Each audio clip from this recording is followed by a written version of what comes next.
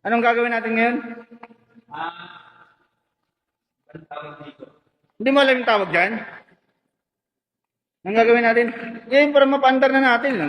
Oo. Anong ang gagawin natin? Magti-testing na eh. Anong titestingin? Ayan, blower, ano to? Return ba to? Exhaust. Exhaust. Anong gagawin nga? Ha? Anong gagawin dyan? Ititest yung airflow? Opo. Oo. Bagal mo naman. Yan, titestingin natin yung Airflow. Ang malaki. airflow nito pero exhaust to, exhaust. Na gagamitin para sa testing ng airflow.